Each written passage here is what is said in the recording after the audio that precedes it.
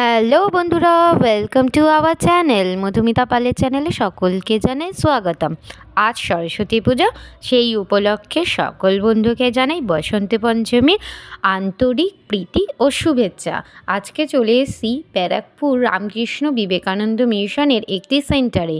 ব্যারাকপুরে প্রচুর সেন্টার রয়েছে, কিন্তু এটা হচ্ছে মিশনের 20 নম্বর সেন্টারটা।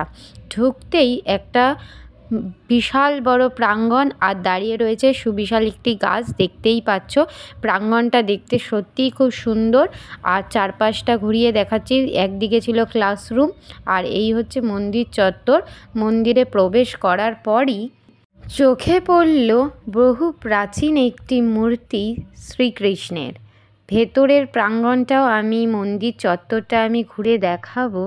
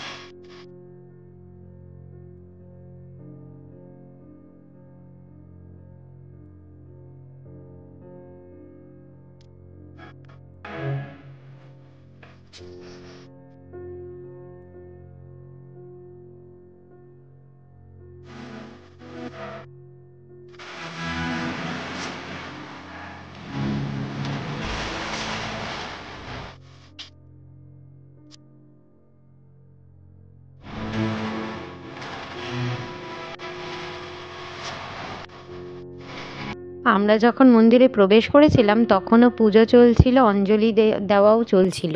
তারপর ওখান থেকে বেরিয়ে আমি আর ভাই প্রসাদ নিয়ে নিলাম।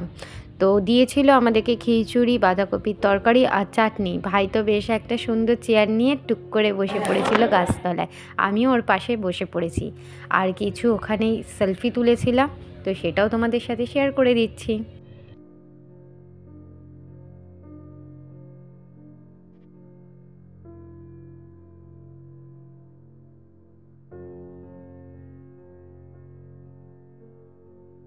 ভিডিওটা ভালো লাগলে অবশ্যই লাইক, শেয়ার, সাবস্ক্রাইব করে দেবেন।